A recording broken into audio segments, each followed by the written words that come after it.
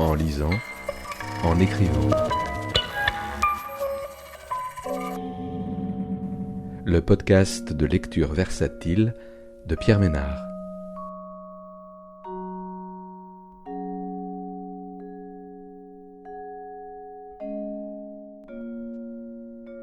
Aujourd'hui, un chien arrive de Camille Ruiz, paru aux éditions Corti en 2026.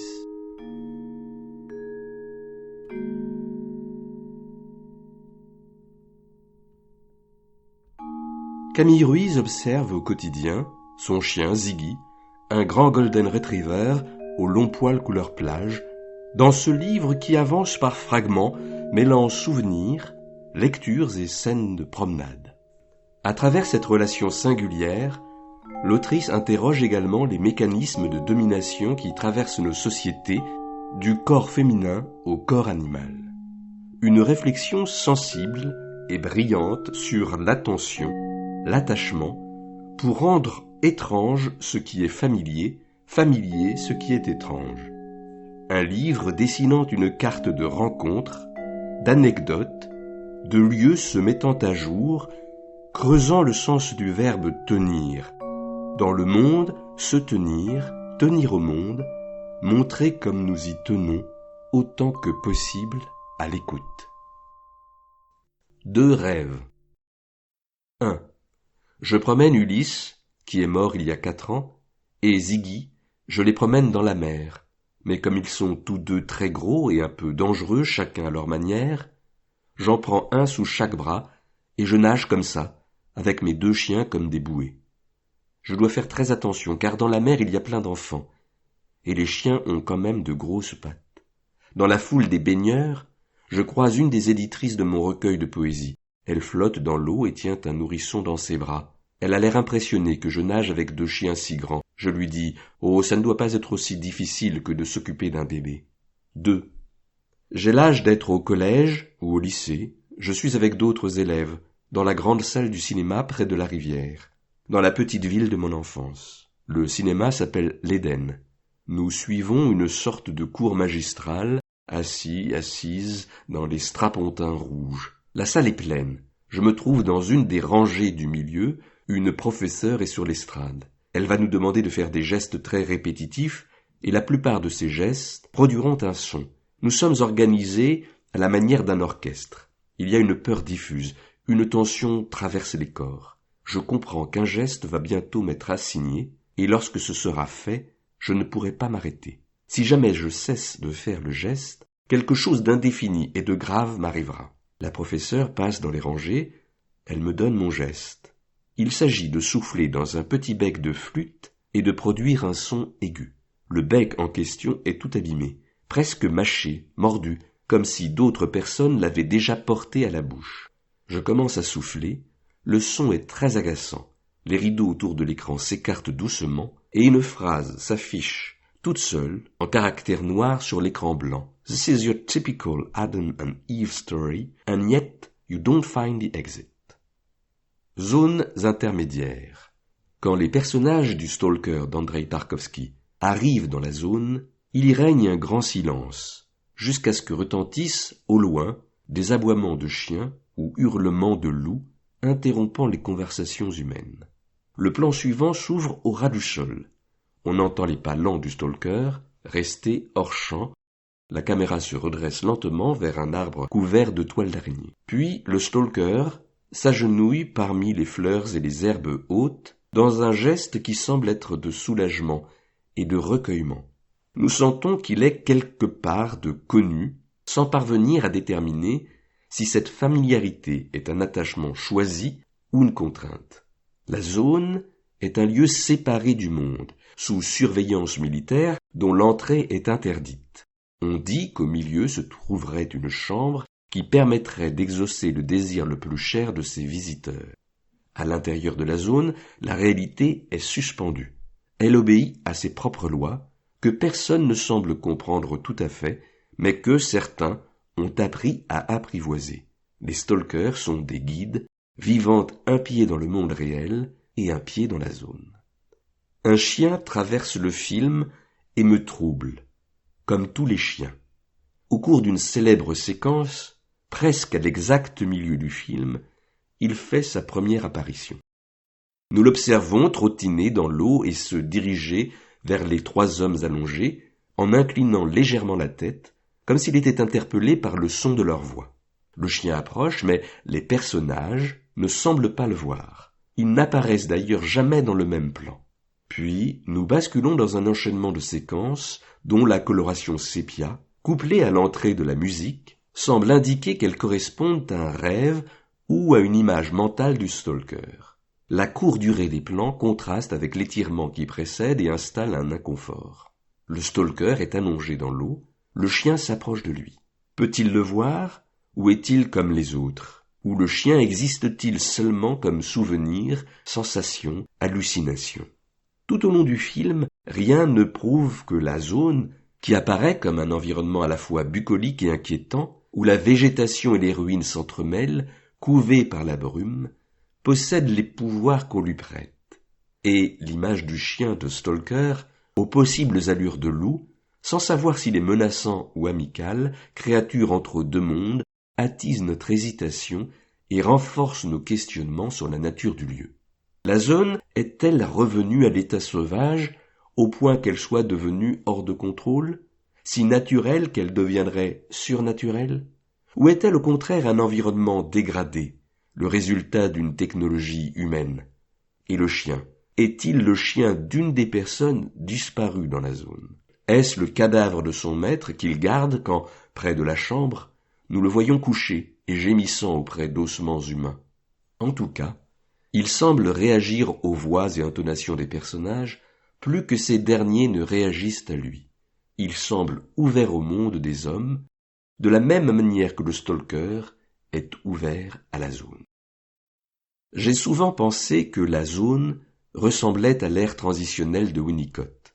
Il est impossible de dire si elle relève du monde extérieur ou d'un monde intérieur, de ce qui est perçu ou projeté.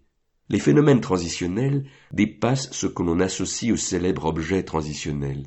Un doudou, une mascotte, un jouet que l'enfant élit. Pour être transitionnel, cet objet doit être porteur du paradoxe non résolu.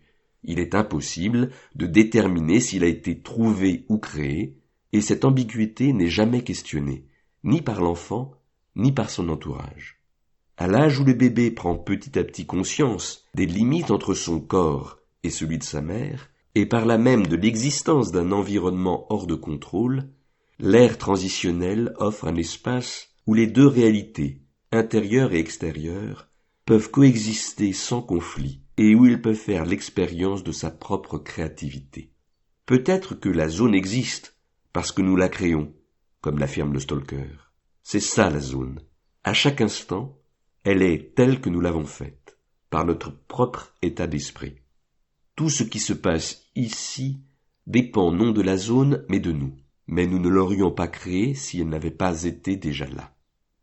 C'est sûrement parce que je doute moi-même de ma propre existence, de ma réalité, que mes séparations d'avec Ziggy sont vécues comme des discontinuités. J'ai de lui des photos, des poils qui s'accrochent aux vêtements, des amulettes, des petites statuettes de chiens que j'emmène partout. Si je les oublie, quelque chose de grave arrivera.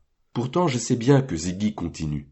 Le fait de parler tout le temps de lui tisse un réseau d'affection dans lequel mes proches sont comme pris au piège. Mais c'est moi qui m'effrite et me désintègre. Sans langage commun, comment puis-je survivre en Ziggy quand je m'absente? Et même si j'étais parvenu à lui dire, est-on jamais certain que l'autre revient? Je ne peux pas savoir ce que ressent mon chien, dans la pension pour chien. Je peux deviner qu'il attend, mais je peux aussi deviner qu'il n'attend pas.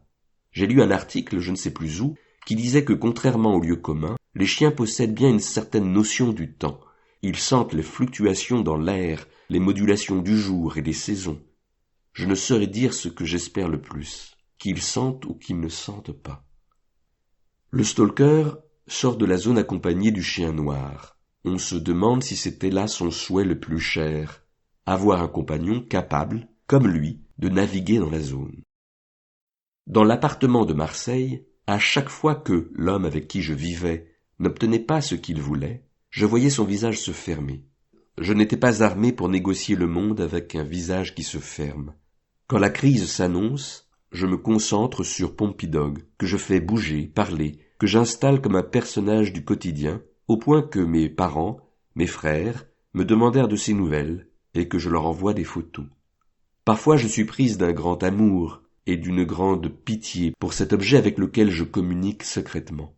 Je trouve ça triste pour un chien, d'être enfermé dans un corps de peluche, de ne pas pouvoir vivre sa vraie vie. Je ne me rends pas compte que j'ai de la peine pour moi-même. J'ai traîné Pompidog comme un trésor ramolli pendant des années, longtemps après Marseille. Ce n'est qu'avec Ziggy que je l'oublie à sa juste mesure, ou qu'il trouve enfin son corps et que je trouve le mien. Ziggy écoute la radio.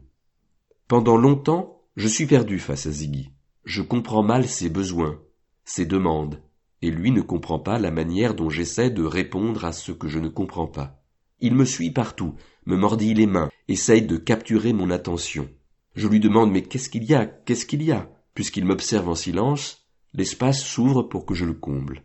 Et je commence à commenter tout ce qu'il fait et tout ce que je fais, lui disant qu'on va bientôt sortir, que je sais qu'il a faim, qu'il mangera plus tard, qu'il est un bon chien, que le temps est chaud, que je dois travailler, qu'il ne faut rien manger par terre, que je l'aime, qu'il est le plus beau. Une éducatrice canine m'avait fait la remarque « Il faudrait que j'arrête de parler autant à mon chien. Si je veux vraiment m'adresser à lui, il est primordial de condenser mon usage de la parole en mots choisis, que j'aurais fait en sorte de lui apprendre. Sinon, ma voix se noie dans les bruits extérieurs, elle devient pour lui comme la radio. Ce bourdonnement l'empêche de m'écouter vraiment, de prêter attention à ce que je vais lui demander, lorsque je lui demande quelque chose. Il faudrait tendre vers le silence, faire preuve de cohérence. Dans nos interpellations, mais aussi dans nos gestes muets, nos postures. Nos communications humaines sont tellement tournées vers le mot, vers la capacité à dire, que nous oublions souvent que tout parle, nos attitudes, nos regards, même nos odeurs. Les chiens nous lisent en continu, nous devinent et nous doublent. C'est une autre forme d'astuce, une habileté plus géniale encore que celle de savoir former des sons qui sont des mots. Lire le fantôme du geste avant le geste, la parole avant la parole. Un jour, près de la place de la Nation, où je marchais avec Ziggy, une jeune femme d'une vingtaine d'années m'interpelle pour me parler de chiens, ce qui est une chose plutôt commune.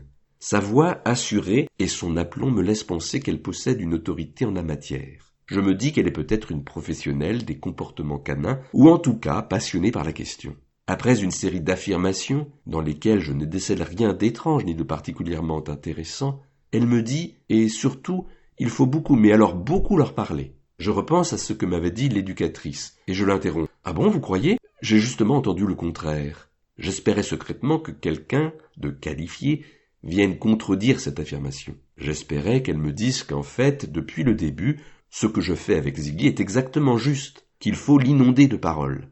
C'est alors que mes yeux croisent les siens. Il y a à l'intérieur ce léger décalage, une rondeur trop ronde, une excitation bizarre qui vient percer l'enveloppe contenant ma honte, et la honte se répand dans mon corps. Le ton de sa voix reste neutre et posé. Ah mais oui, il faut beaucoup leur parler. Vous avez déjà vu Beethoven, le film. Les enfants dedans, ils parlent tout le temps à leur chien.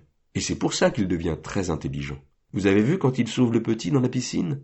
Je l'écoute pendant un moment, en hochant la tête, puis je la remercie. En m'éloignant, je vois qu'elle entre dans une tente fixée de manière précaire entre une barrière et la chaussée, et qu'elle marche pieds nus.